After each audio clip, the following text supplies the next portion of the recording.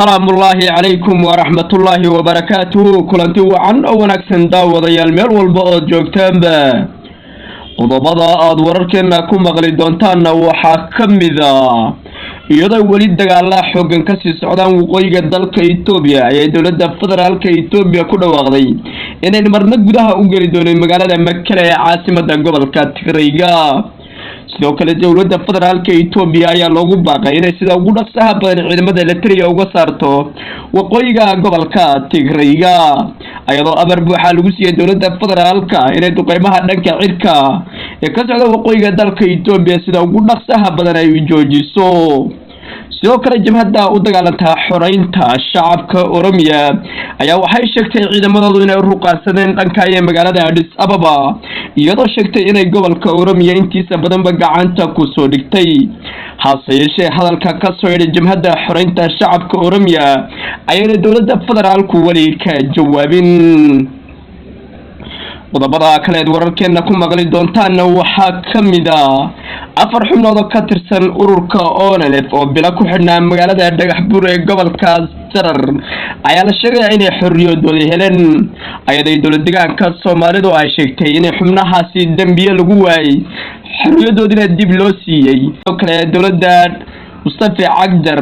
ayaa digniin u jeesay xoogga mucaaradka. qodobadaas iyo qodobo kale faahfaahsan ayaa warkeena ku maqli doontaan. haddaynu guda galo wararkeena oo faahfaahsan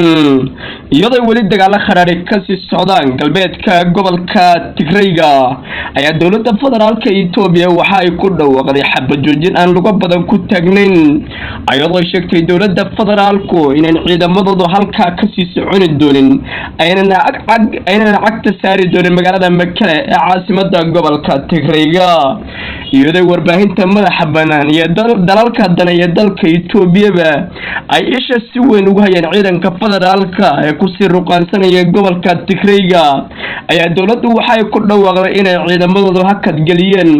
dagaalkii ay ku sii wadeen xoogga TPLF ee ahaa in la qabto caasimadda gobolka Tigreega ee magaalada Makale.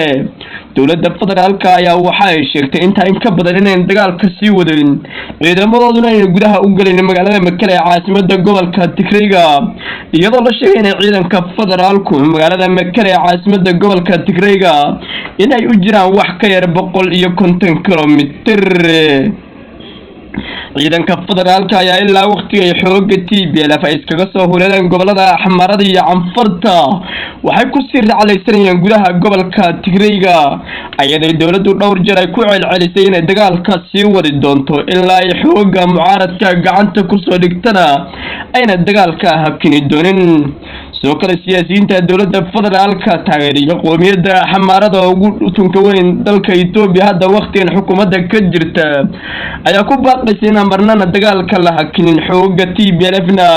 gebi ahaanba laga saaro saaxadda siyaasadda madaxdooda ugu sareysana sharciga la horkeeno.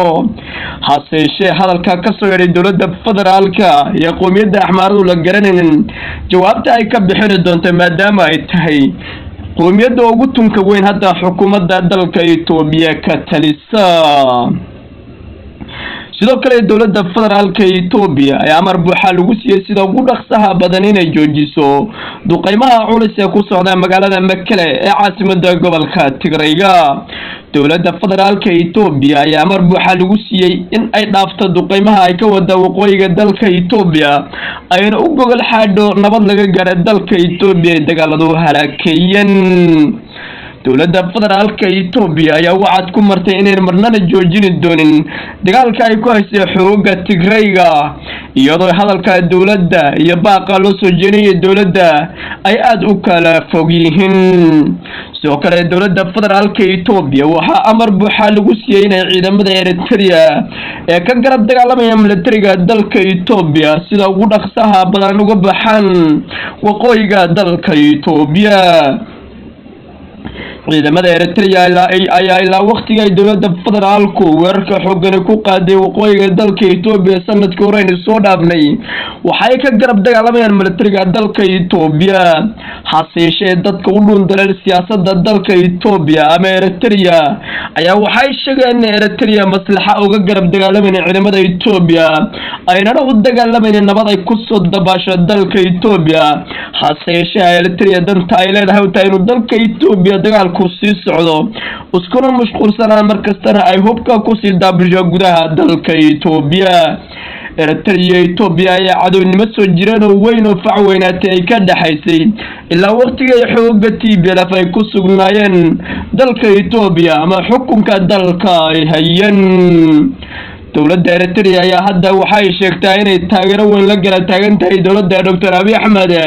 wayna sheegtaa inay markasta cadowgeeda koobaad u ahaan xoogga TPLF ee dalka Itoobiya inta kalena ay nabcayn hase yeeshee dalalka danaya dalka Itoobiya ayaa waxay sheegayaan inay Eritrea danta ay leedahay inay dabka gaaska ku sii shido nabadna ayna dalka Itoobiya u hayn iyadoo baaq culus loo soo jeediyay dowladda federaalka Itoobiya laguna baaqay inay ciidamada Eritrea sida ugu dhaqsaha badan uga saarto dalka Itoobiya ciidamada Eritrea ayaa hadda waxaa la sheegayaa in dhul badan oo gobolka Tigray ka tirsan ay ka garab dagaalamayaan iyadoo la sheegay dhanka Axmaaradana inay ciidamo ka joogaan dowladda Eritrea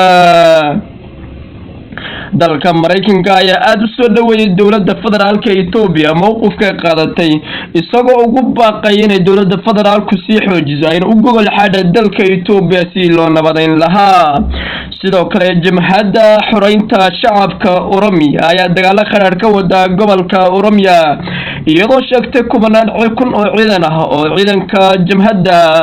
inay u ruqaansadeen dhanka magaalada Addis Ababa ee caasimadda dalka Itoobiya jamhadda ayaa in badan ku celcelisay ciidamo badan u daabuli doonta dhanka jiid hore magaalada Addis Ababa iyadoo sheegtay in dhulka Oromiya intiisa badan gacanta ku soo dhigtay ciidamadooduna ay ruqaansadeen dhanka magaalada Addis Ababa dowladda federaalka Itoobiya ayaa waxaad moodaa wax caqabado xooggan kala kulmeen jamhadda Oromiya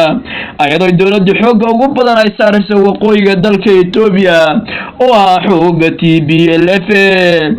jamhaddan Oromada oo in badan dowladda federaalka la dagaalamaysa ayaa hadda waxa ay ku hanjabaysaa in magaalada Addis Ababa weeraro xooggan ka fulin doonto ama ciidamadooda ay sida ugu dhaqsaha badan u gaari doonaan magaalada Addis Ababa hase yeeshee dowladda federaalka ayaan weli ka jawaabin hadalka ka soo baxaya jamhaddan u dagaalanta xoreynta shacabka Oromiya ayadoo halkaasi sheegtay kunan ciidan ugu soo xidhay jawaabna matirna ay ka furatay gobolka Oromiya qodobka warkeena ugu dambeeya dowladdeegaanka Soomaalida ayaa xorriyadiisii dib u siiyay 4 xubnood oo ka tirsan jamhadda xoreynta Ogaden waa ONLF 4 xubnood oo magaalada Dhagaxbuur ugu bila ku xidhnaa ayaa la sheegay in xorriyadoodii dib u heleen dowladdeegaanka Soomaaliduna ay maanta dib u xorriyadiisii dowladdeegaanka Soomaalida ayaa maanta xorriyadiisii siiyay 4 xubnood oo ka tirsan ururka ONLF 4 xubnood ayaa la sheegay weeraan bilo inay ku xidhnaayeen halkaasi ayadoo la sheegay magaalada Dhagaxbuur ee dowladdeegaanka Soomaalida ama gobolka Jarar waqti ay booqasho ku tageen in halkaasi xabsiga lagu dhaadhiciyay 4 xubnood ee xorriyadooda la siiyay waxaa la sheegay in wax dambi ah lagu waayay